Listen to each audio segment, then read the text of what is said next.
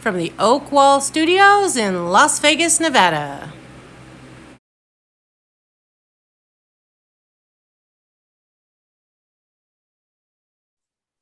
Hello, this is Jesse Oakley III, and welcome to the Oak Zone, where we provide positive words of wisdom for you, the happy people.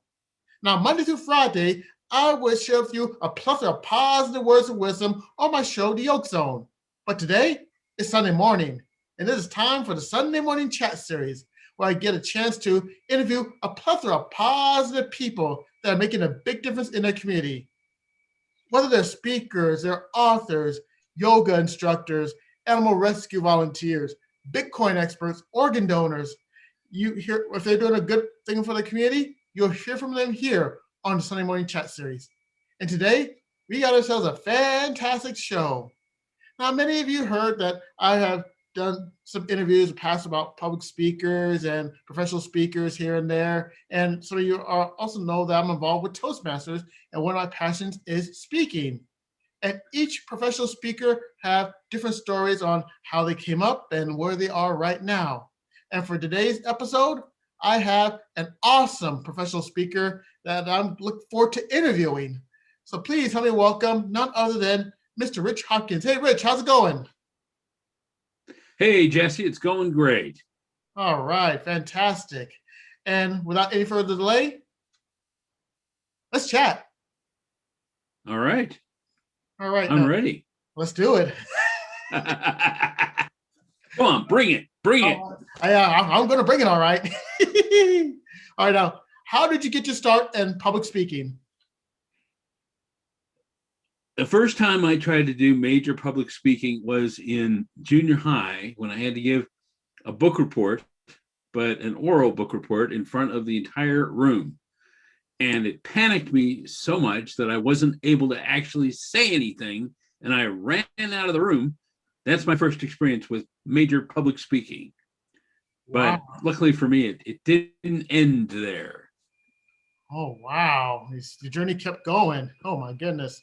Now, It did. I got into college and I was convinced to try out for plays by, I know it's hard to believe, but by a girl, and ended up on stage for all 5.5 years it took me to earn my 4-year degree. And then I ended up in Toastmasters years later because of, I know it's hard to believe, but because of a girl, although I guess at this point it was a woman, and visited my first Toastmasters meeting. And 3 years later, I joined, and I've been a member for over 21 years. And that's basically how I went from not being able to say anything to people not being able to get me to shut up. fantastic, man. That's fantastic. Now, who were some of your major influences in professional speaking?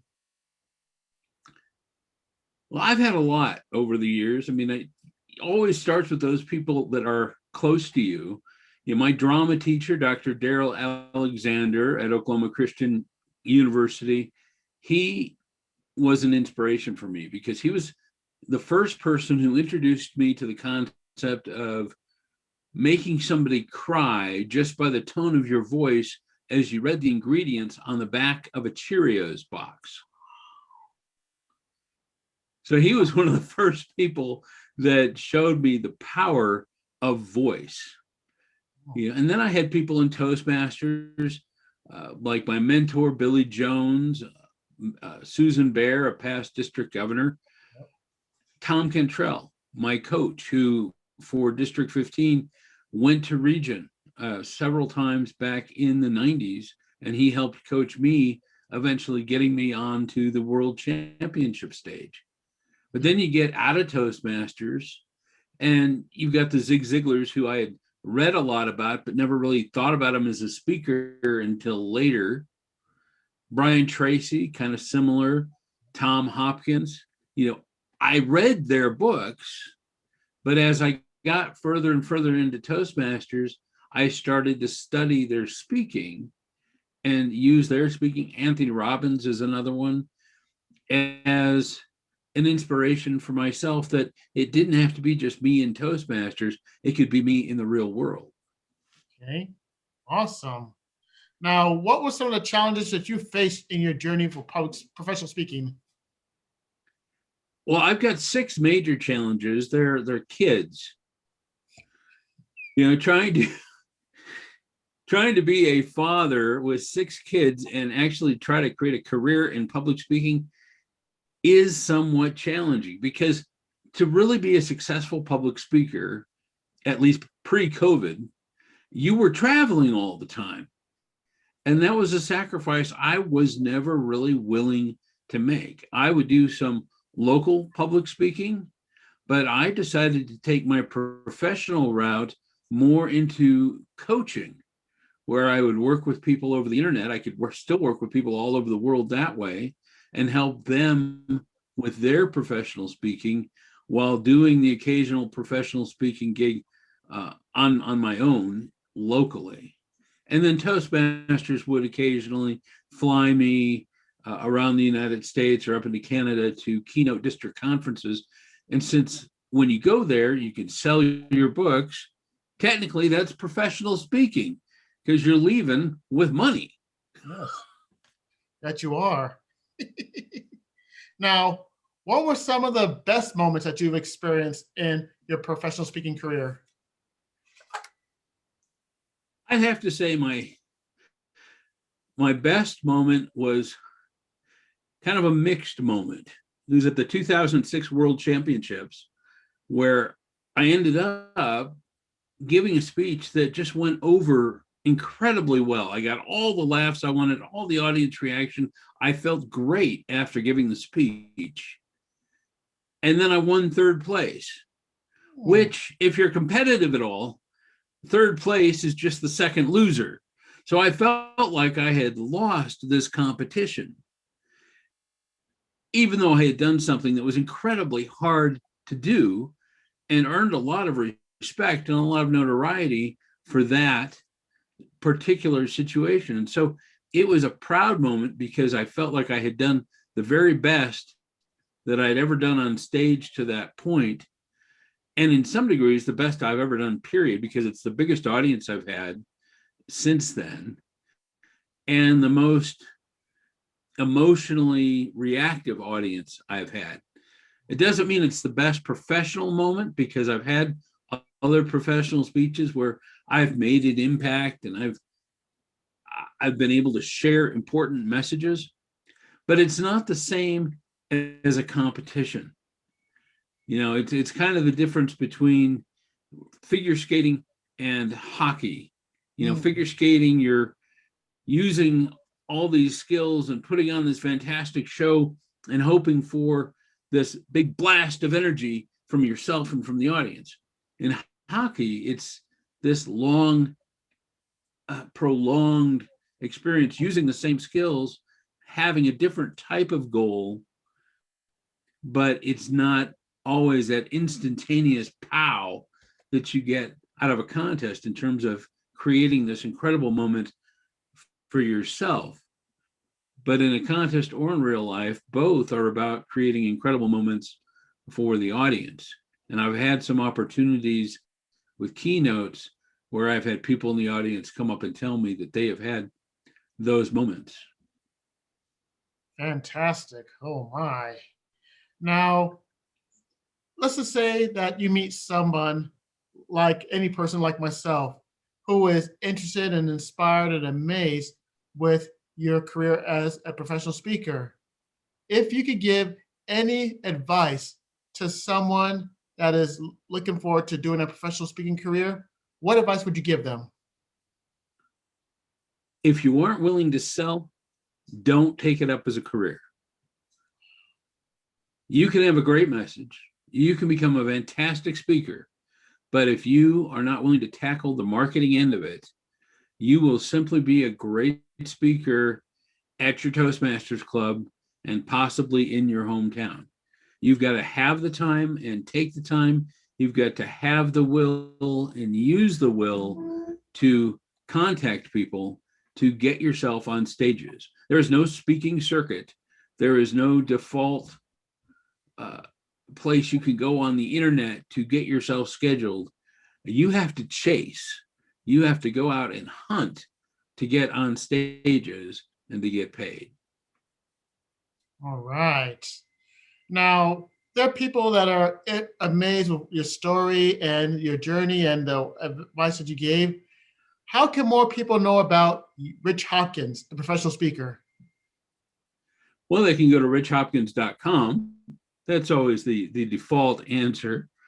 They can also contact me and I can do a consultation with them as a coach. We can talk about where they may want to go as a professional speaker. What I do is I work with people who are basically emerging speakers that think they have something to say and are thinking they want to go out and make it happen. And I help walk them through that process from coming up with the idea, vetting the messages, helping them build the speech, helping them learn to present the speech, and taking them through the marketing process so they can end up on stages. Now, depending on where each individual person is, we might start at any one of a number of spots in that particular journey, but typically working with people who are not quite there yet, or even at the very beginning, are the people I talk to in terms of people who want to go out and be professional speakers. But what you have to understand is that there's two types of professional speakers.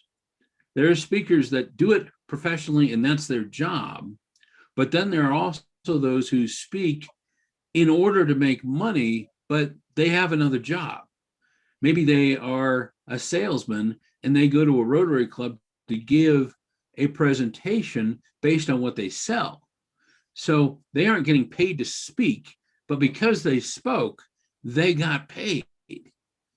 And I work with people who give sales presentations, pitches, conference presentations that will get them paid later, as opposed to getting them paid to speak in that moment. And it's both kinds of professional speaking that people have to be aware exist. All right. Now we are at the shout out portion of this interview. And is there anyone right now that you'd like to give a shout out to for this journey or for making all this possible? Well, you got to give a shout out to my wife, Christy. Of course. You always got to give a shout out to your spouse because she puts up with me. I give a shout out to my club members at Solar Speak who have put up with me now for, it's been 9 or 10 years I've been a member of that club. I've been in Colorado now since 2010, and that's the longest I've really been anywhere my whole life. And so these folks haven't gotten tired of me yet. So big shout out to them. Shout out, of course, to my coach, Tom Cantrell, who I've already mentioned. There's so many people, I couldn't possibly mention them all. Got to give that shout out to my friend Kane Kamano, who you interviewed a few weeks ago, or maybe a couple months ago at this point. Yep. And he's literally upstairs at my dinner table, panicking my wife as he and his wife Liz probably are giving her table topics at this very moment while I am here interviewing with you. So shout out to Toastmasters International in general, because without the organization, I wouldn't have found my voice and I wouldn't have found my calling as a speaker and a coach. All right. Now, there are so many people out there. My people are known as the happy people. They are amazed and they took out a plethora of knowledge from you about your journey and the advice and the information about professional speaking. If you could give words of wisdom for my people, the happy people, what would it be? If you want to stay a happy person, you need to learn to win anyway. That is the message I give. When I give my keynote message, it's all about winning anyway, which means not necessarily coming out on top all of the time, but being able to recognize the progress you've made, where you have come out on top, even when you haven't finished on top of the mountain, you've made it further than you've made it in the past. Being willing to celebrate the smaller victories so that you can create your momentum, your motivation, your energy to keep going and make another attempt at that great big goal, because very few of us get to that great big goal the very first time. But that doesn't mean we have to identify ourselves as losers or as losing. If we can find a way to recognize ourselves, for the victories we are having and live a win anyway life. All right. Exclamation point. That was a perfect bookend to this awesome interview. And on behalf of all the happy people that are watching from all over the world, I'd like to take the time out to thank you for spending your time here being interviewed on the Yolk Zone Sunday Morning Chat Series. Thank you, Jesse. It's been an honor to be here. All right. Now, this concludes this episode of the Sunday Morning Chat Series.